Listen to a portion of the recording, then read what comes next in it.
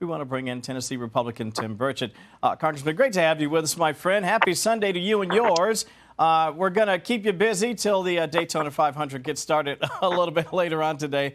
You and I can both watch it on television on Fox. I do want to ask you, though, as we're hearing there from Dana Marie talk about this idea of really trying to hone in on where we can make some cuts. It would appear to me, and maybe you feel the same, there is plenty of fat on that steak that we can trim.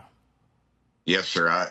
I was just, a lot of it's just right there in front of us. We've got I think, a very dynamic director of HUD now, and he's found, I believe, almost $1.9 billion that was misplaced under the previous administration. I think you're going to see these so-called accounting errors throughout government because there has been no oversight whatsoever.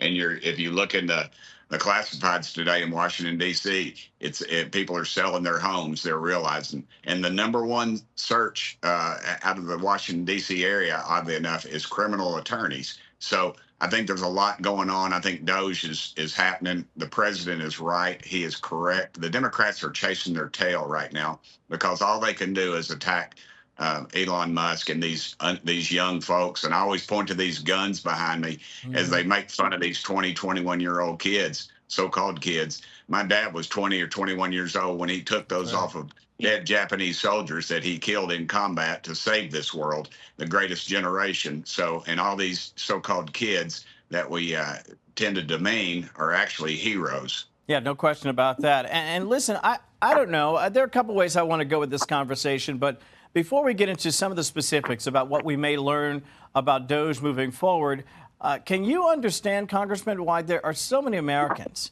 that are absolutely disgusted by some of the waste, fraud, and abuse? And I guess the second part of that question is, how did this happen? How did we end up where we are?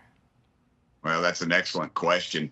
And when you see people here in Tennessee paying 50% of their income to state, federal, and local taxes through through everything else, fees and everything else, and then they see us sending literally billions overseas to our enemies. I've uncovered $40 million going to the Taliban. A guy named Sean Ryan over in Middle Tennessee, former Navy SEAL, podcaster, he and another guy named Legend had brought this to my attention. And, last term, I could not even get the Democrats to bring it up in the Senate. It passed unanimous in the House, not even a question, because they're going to have to admit they made a mistake.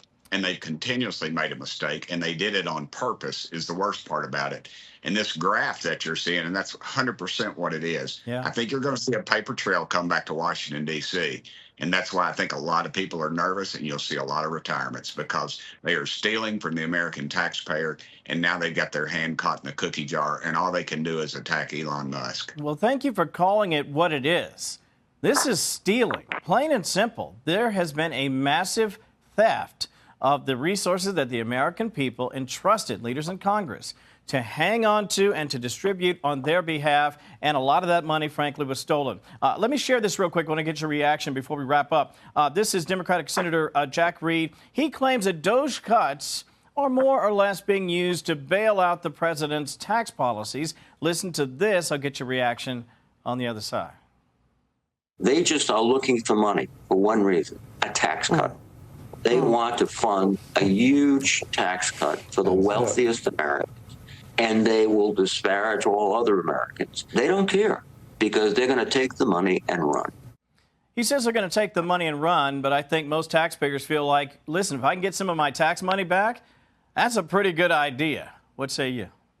It's a great idea. And this is just a talking point from the Democrat National Committee to attack capitalists and capitalism. A friend of mine, guy here in Knoxville, Big Jim Haslam, billionaire, super generous guy, good guy. He tells me all the time, he said, Timmy, don't be afraid of capitalism. And he is exactly right. That's right. Because that's it, capitalism outside, and I'm a Christian, I try to be one anyway, but outside of Christianity, capitalism has taken more people out of despair in this country. And, our State Department, although they've been promoting drag shows and LGBTQ agenda all over the world with your tax dollars, they should have been promoting the two greatest things this country does, democracy and capitalism.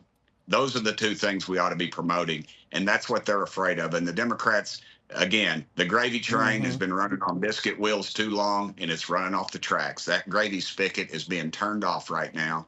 And if you're from up north, ask a Southern person what the gravy train and biscuits are all about. Well, as the child of Southern parents, I know. Tim, thank you so much, Congressman. We appreciate your time. Enjoy the Daytona 500. Hope you get a chance to watch it today with you and yours. Sir. Be well, my friend. Thank Everyone you. start your engines. That's it. 1:30 on Fox.